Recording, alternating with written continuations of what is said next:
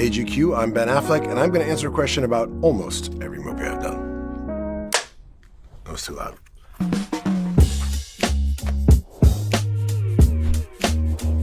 Good Will Hunting. How did you and Matt get into the mind of a genius? Well, as far as I know, neither Matt nor I are geniuses.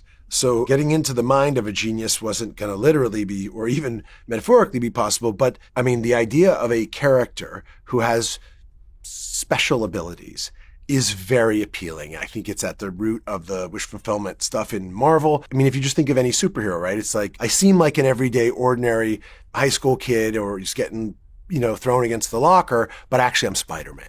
Part of the trick is to not have to show the whole thing, but to sort of hint at it, the discovery of him solving the theorem. I mean, obviously, Matt and I could no more do multivariable calculus than we could the kind of math that, we couldn't even name the math that he was doing, matrix multiplication or whatever in the hallways of MIT. So we knew there was a sort of, okay, we're going to have to get some expert to fill this in. But the idea that it would come from an unexpected person, Stellan's character is like, who did this? He's asking his class that they never would expect that this guy who's working there cleaning the building was special, I think had some appeal to us, probably for me, because my father had that job at Harvard, was a janitor. I think at the time, I'd like a lot of young people and maybe even older people really wanted to have my dad to be a hero. And I think I took some of that and into that sort of idea, but we really just, faked it. And when we had to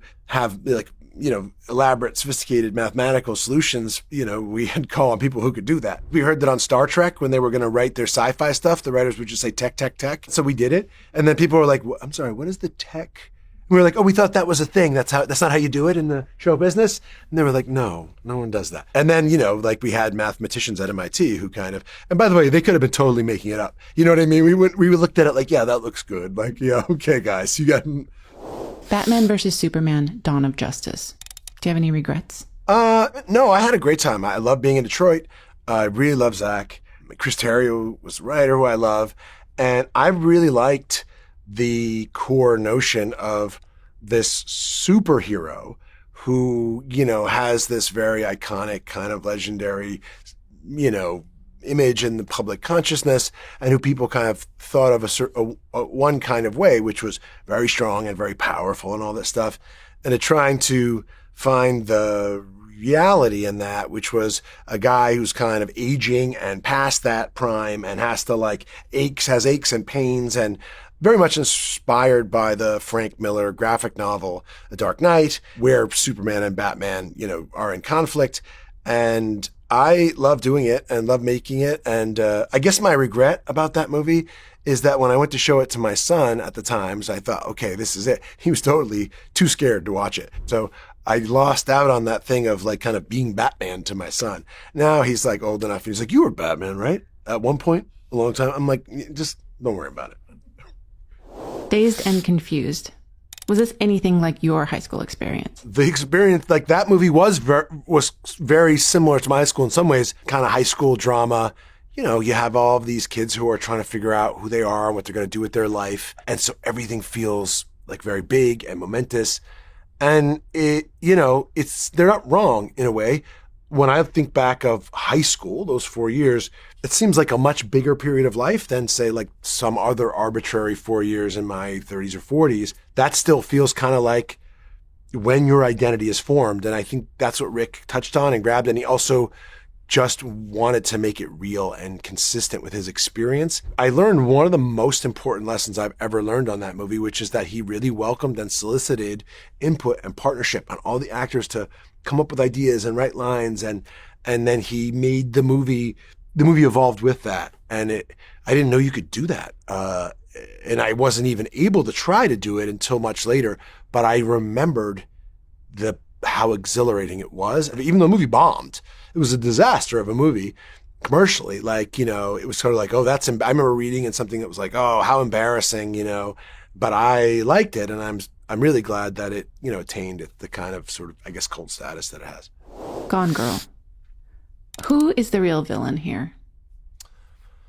I don't know if there is a specific villain in Gone Girl. I think that's one of the things that makes it interesting is that you keep changing your estimation of these characters as the movie goes along and reveals more to you. And as it gets both darker and even a little bit more, almost absurdist in a way. David Fincher, who I love and adore, one of the things that he's really good at is understanding the way that movies work. I mean, such a sort of masterful director. He understands what the expectations are of a movie like that, what the tropes are, what we're all used to, and then confounding those and subverting them so that, like, as you point out, this person's not necessarily who they would be in every other movie, and so who we kind of subconsciously expect them to be. And obviously Gillian, wrote a terrific book that I had a huge success because I think it engaged people and she touched on I think in a lot of ways, some of the like frustrating, contradictory expectations for relationships and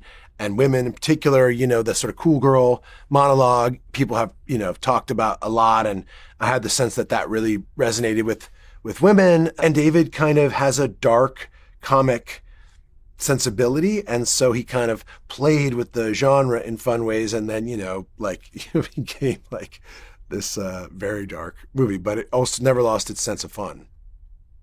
Buffy the Vampire Slayer. Tell us what happened here.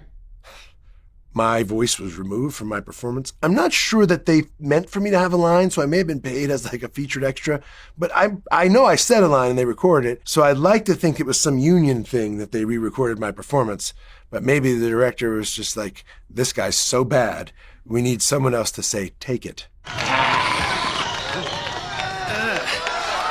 Take it, man. Armageddon. What was the coolest set piece you got to play with?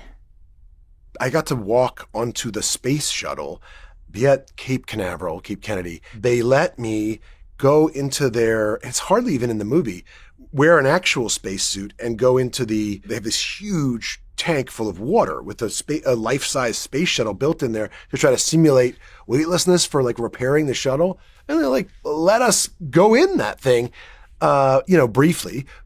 That's a very rarefied experience. And I was like surrounded by all these astronauts. And that's where I started realizing like these people are very highly skilled and trained. And we're doing a movie where it's easier to, train like oil drillers to be astronauts than it is to train astronauts to drill a hole in the ground. But it was an incredible opportunity. And I'm really lucky that I got a chance to be in some of those kind of, I think of as in a way, old-fashioned movies where you traveled around the globe and went to real places. Because as visual effects came along, you stopped having to go to, like now they just put the space shuttle in behind you. We actually filmed the space shuttle takeoff. It was amazing. Jay and Silent Bob Strike Back. Who wrote Good Will Hunting 2 Hunting Season? Kevin came up with that idea, and fortunately that script is only as much has been written as is in that movie. But that was all to Kevin's credit. It was a very funny idea. And that was that point where there was so much of just like Good Will Hunting around us that we kind of wanted to sort of, I don't know, take the wind out of it or make fun of it or get away from it. I think it's like the sort of stupid solipsistic ideas you have when, you're in that kind of position. Phantoms. I was the bomb at Phantoms. Everyone knows that. Peter O'Toole, by the way. Peter O'Toole signed my Lawrence of Arabia poster that's out there on Phantom. Nicky Katt, Liev Schreiber. I loved doing that movie. Well, no, I didn't love doing the movie, but I liked those people. The movie was a sewer monster movie, let's face it. And I was a sheriff in Colorado. I was like 20 years old. It was totally absurd. And the movie was utter garbage. But I did get to ski. I made like $100,000. So I was like, I'm set for life. I'm retiring. And I met Peter O'Toole and like got stoned with Peter O'Toole. I was like, what else happens in my life that tops this? Nothing. Geely. What did you learn? I learned to kind of the basics of directing and what I know about directing from Marty Brest on that movie. Marty had done Midnight Run and Son of a Woman and Beverly Hills Cop and Going in Style and Meet Joe Black, and he was wonderful and loving. And I also learned that you have to take big swings. One of the most important movies of my career. Had I not done that, I probably would have lived too much in fear of failure. The Town. What films influenced you? The Town, I've found it helpful to look at other films when I'm going to direct something, not to copy it or steal it, although if I can steal something, sometimes it's I'm certainly not above it. I find it helpful because it kind of lets me communicate also to the other filmmakers involved in making it, whether it's the cinematographer, the actors, the gaffer, whoever, and say, this is sort of what I'm trying to do. For The Town, Heat was chief among them for obvious reasons. I think there was also there's a movie called The Friends of Eddie Coyle that I thought was a really interesting, darker look at characters, particularly in Boston.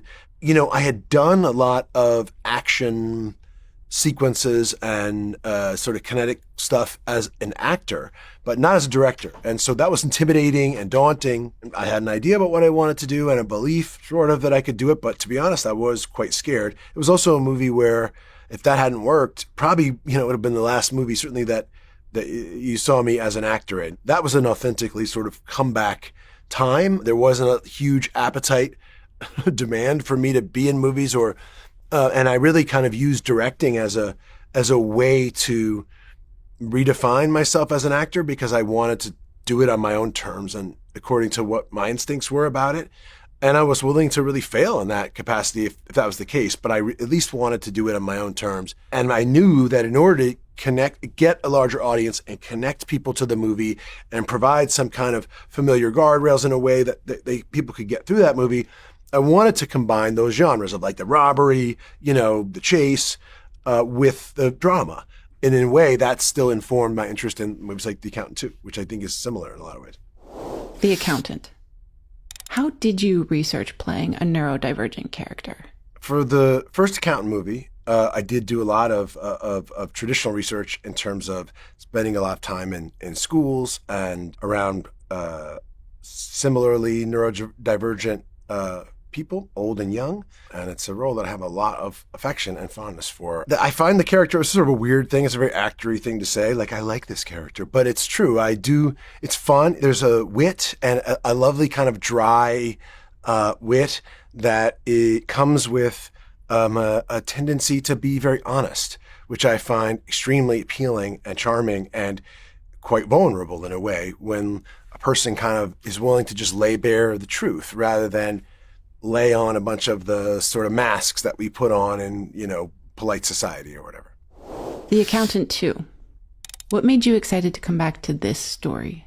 The Accountant 2 was something I was really, really excited about for a number of reasons. One, I really loved the first movie and I loved the experience of doing it. And in the years since then, often people come up to me and say, I really liked, that movie and name The Accountant. That movie in particular had a really kind of enthusiastic following. Like people liked it. It was like a modest hit theatrically, but it really benefited from the emergence of streaming. So I feel like a lot more people saw it. And I love the part and the character. I thought like there was an opportunity to lean into the warmth and humanity of the character and explore the brothers' relationship. And I'm personally very interested in finding a way to make movies that, would be considered like very commercial, very accessible, very broad, and infusing those with the kind of like humanity and hopefully like nuance and complexity and honesty that we kind of associate with dramas, I guess, because that's what I'm interested in. I want to try to make those movies broadly appealing. Daredevil. Why'd you want to do this movie? I love the comic book. And I loved working with Mike Duncan and Colin and Jen Garner. And it wasn't the adaptation ultimately that like I thought was the best version of what it could have been. And that was disappointing. The Flash. Was this your favorite batsuit? I hated the batsuits. The batsuits are horrendous to wear. They're incredibly hot, for one thing. They don't breathe. They're made to look the way they want them to look. And there's no thought put into the human being. And so what happens is that you just start sweating. Now, I sweat. You know what I mean? I get hot. And so in that thing, it would just be pouring water because it's got the cowl over it. Like, there's one thing to wear the suit, but once you cover your head, I guess that's where all your heat kind of escapes. And you feel it. Even the like most highly trained, much more fit stunt guys, the parkour guys, the action guys, they could do that for about like 45, 50 minutes. And then they are like going to get heat stroke. So you had to come out of it. And that was really the thing, was that it just made it difficult to make the movie because it was so hot. And it also does not make you feel very heroic because you're instantly exhausted and really sweaty and kind of trying to hide like the sweat pouring down your face. Like, no, we can go again. I'm fine. I'm good. And the eye black is like running. Yeah, I don't know. Maybe, Christian or Rob or guys like that were just better at dealing with it. But I found it to be the least fun part of it. Argo. Is it true that you would have loved to have turned this into a miniseries? It's not that I would have loved to have made it into a miniseries. It's that if Argo were made today, first of all, it would not be released theatrically. I think the conventional wisdom, even at the time, was dramas, period dramas in particular, particularly about like true life, like even political adjacent events, do not succeed theatrically. And now I'm sure that sense that there wouldn't even be any willingness to take a risk on it. So what it would be something more like, like the best example I can think of is like Chernobyl on HBO. It's a spectacular limited series that really delved into that event, which I think is still one of the best things I've seen in recent years. It's amazing. And that would have afforded more latitude to kind of look at all of the various underpinnings and complexities and pressures brought to bear on all the relative parties. And also maybe some more fun with the Hollywood stuff and the notions of fantasy and the universality of storytelling and that kind of thing. And if I was going to explore more about it, I think I would explore a lot more around how it is that we arrived at a place in 1979 where the embassy was overthrown. I tried to do that, in this very brief credit sequence, but there's a lot more there to examine that I think is interesting. Air. Why did it take so long for this story to be told?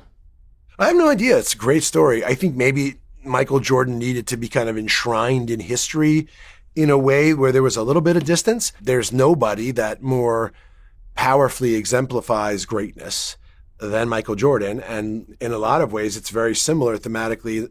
When you think about it just in terms of like somebody spectacular, it's like a superhero story, really. It's an origin story, but it's a real life genius story. It's a different kind of genius, but it's a genius nonetheless. As soon as I read it, I thought like, this is the story to tell.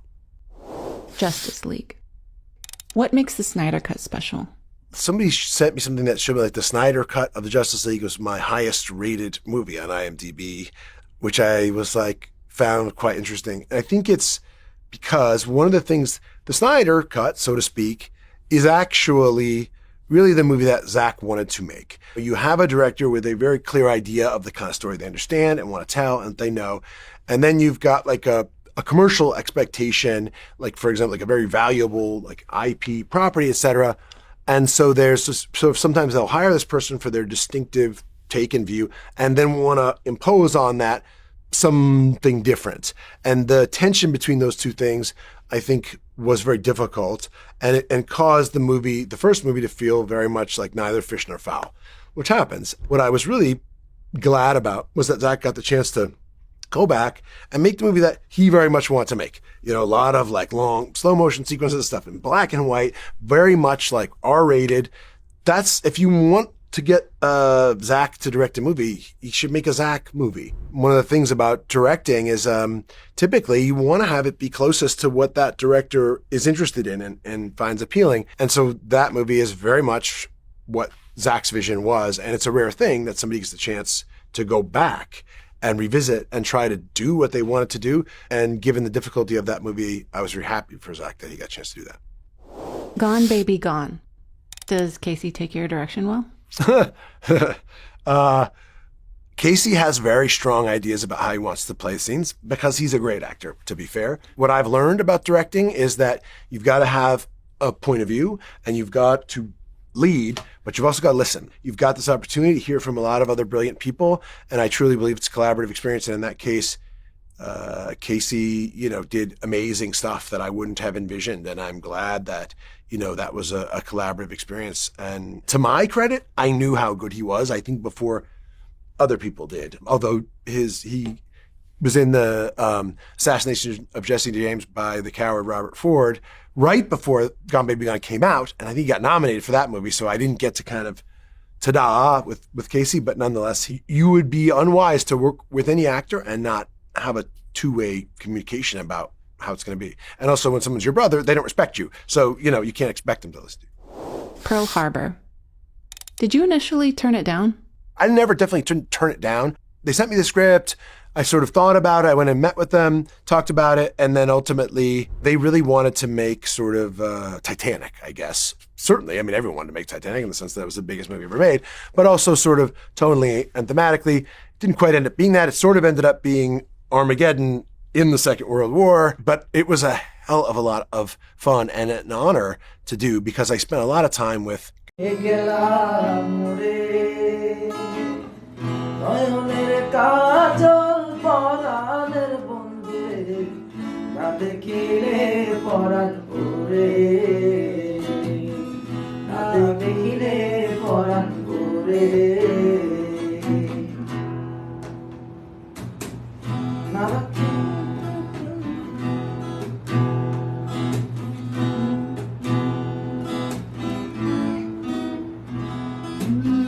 নারাকি মাটিতে নারাকি পাটিতে নারাকি পালকের ঘরে নারাকি মাটিতে নারাকি পাটিতে নারাকি পালকের ঘরে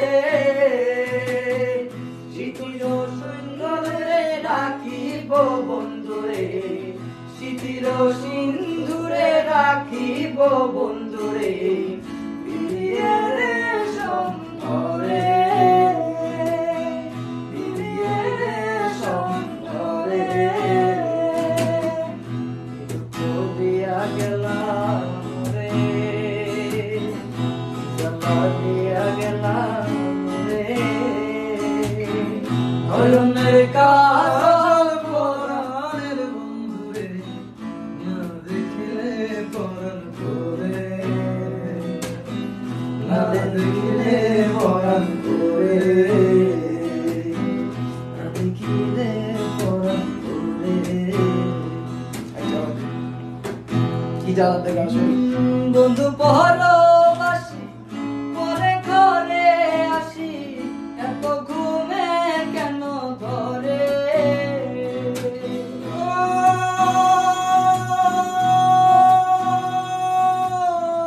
বন্ধু পরবাসী পরে ঘরে আসি এত ঘুমে কেন ধরে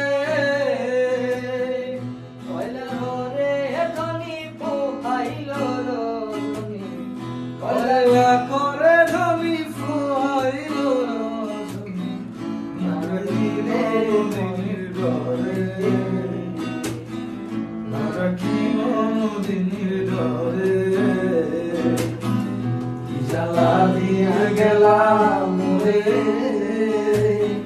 নয়নের কাজল পরাণের বন্ধুরে না দেখিলে পরাণ করে না দেখিলে পরাণ করে